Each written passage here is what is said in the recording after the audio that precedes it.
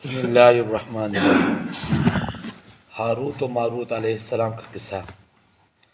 وما انزل علی الملکین، اور وہ چیز جو اتاری گئی دو فرشتوں پر بابل شہر میں، ہاروت اور ماروت پر۔ یہ ملک عراق کا بہت بڑا شہر تھا اور اس کی خاصی آبادی بھی تھی۔ اس شہر میں جادو کا بڑا زور تھا، جس طرح آج کل کراچی میں، لاہور میں تو لوگوں سے فراڈ کر کے پیسے بٹورتے، اور لوگ بے وقوف ہے، دیتے بھی تھے۔ یہ ہر جگہ ہوتا ہے، صرف اس زمانے میں نہیں بلکہ ہر زمانے میں ایسا ہی ہوتا رہتا ہے۔ جادو کرنا اور کرانا قطعاً جائز نہیں ہے، بالکل حرام ہے۔ جائز طریقے سے جن میں شرعی قباحت نہ ہو، دم ہو، تعویذات کرنے میں کوئی حرج نہیں ہے، ٹھیک ہے نا۔ جادو میں اور دم اور تعویذ میں بہت بڑا فرق ہے۔ دم کرنا، تعویذ کرنا یہ جائز ہے، بالکل جائز ہے، 100% جائز ہے، لیکن جادو جو ہے وہ 100% غلط ہے۔ بہرحال شہر میں جادو کا بڑا زور تھا۔ یہودیوں کے مولوی اور پیر کرتے تھے اور ان کو اپنی کرامتوں کا نام دیتے تھے، یعنی جادو کر کے اس کو کہتے بھئی یہ ہماری کرامت ہے۔ اللہ تعالیٰ نے جادو اور کرامت میں فرق بتانے کے لیے دو فرشتے ہاروت اور ماروت علیہ السلام کو نازل فرمایا۔ وہ فرشتے مجمع لگاتے اور لوگوں کو کہتے بھائی یہ تمہارے مولوی اور پیر جو کام کر رہے ہیں یہ جادو ہے، ان کے قریب نہ جایا کرو، یہ کرامتیں نہیں ہیں۔ لوگ کہتے کہ تم تو جادو جانتے نہیں، تم کس طرح کہہ سکتے ہو کہ یہ جادو کر رہے ہیں، حالانکہ تمہیں تو جادو کا علم ہی نہیں ہے، اور تم کہہ رہے ہو کہ یہ جو ہمارے پیر ہے، یہ جو ہمارے مولوی ہے، یہ جادو کیا کرتے ہیں۔ تو وہ کہتے ہیں رب تعالیٰ نے ہمیں جادو کا علم دیا ہے۔ وہ دو فرشتے کیا فرماتے کہ ہمیں اللہ تعالیٰ نے جادو کا علم دیا ہے اور بتا بھی سکتے ہیں، مگر کیا ہے وہ کفر ہے، اس لیے ہم نہیں کرتے اور نہ تم لوگوں کو سکھاتے ہیں۔ ہاں مگر جو اصرار کرتے تھے ان کو سکھا دیتے، اور ساتھ یہ بھی کہتے کہ بھئی ہم آزمائش کے طور پر نازل ہوئے ہیں۔ ہم کیا ہے بھئی؟ آزمائش کے طور پر اللہ رب العزت نے تمہارے لیے یہاں پر اتارا ہے اور تمہاری آزمائش کے لیے بھیجے گئے ہیں۔ وما يعلمان من احد، وہ دونوں کسی کو نہیں سکھاتے تھے، حتی یقولا، یہاں تک کہ وہ دونوں کہتے تھے انما نحن فتنہ، کہ ہم کیا ہے بھئی؟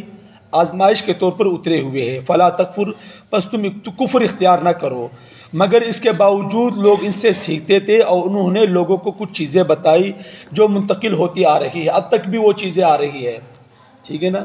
لیکن وہ لوگوں کو بتانے کے لیے بھئی یہ جادو ہے، یہ کوئی اچھی چیز نہیں ہے، ٹھیک ہے نا۔ انما نحن فتنہ، یہ فتنے کا لفظ آج کل بھئی جب آپ میڈیا میں دیکھیں گے تو شیخ عبد الرحمن السدیس ایک بہت بڑے عالم دین بھی ہے، بہت بڑے قاری بھی ہے، آپ لوگ اس کو سنتے بھی، آپ بچپن سے ہم سنتے آ رہے ہیں، اب تو بوڑھے ہو چکے ہیں لیکن داڑھی وہ کالی کرتے اس وجہ سے نظر نہیں آ رہے۔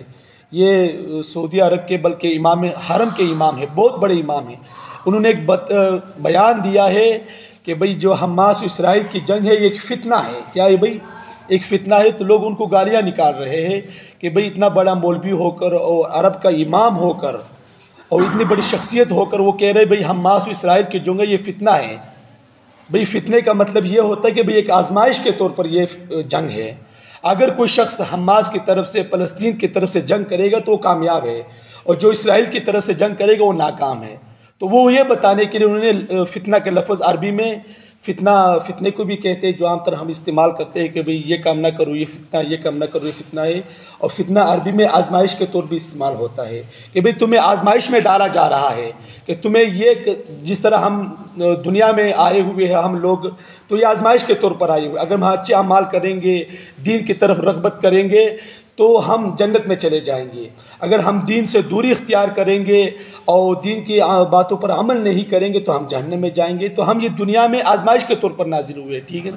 جس آیا کہ بھئی جو دنیا ہے یہ مومن کے لیے قید خانہ ہے اور کافر کے لیے جنت ہے۔ تو مطلب کیا بھئی تمہیں یہاں پر آزمائشیں آئیں گی، تم نیک اعمال کرو گے، اچھے کام کرو گے تو یہ دنیا والے تمہیں اس کی طرف نہیں چھوڑیں گے، تو یہ کیا ہے بھئی قید خانے کے طور پر ہے، اور کافر کے لیے کیا بھئی جنت ہے۔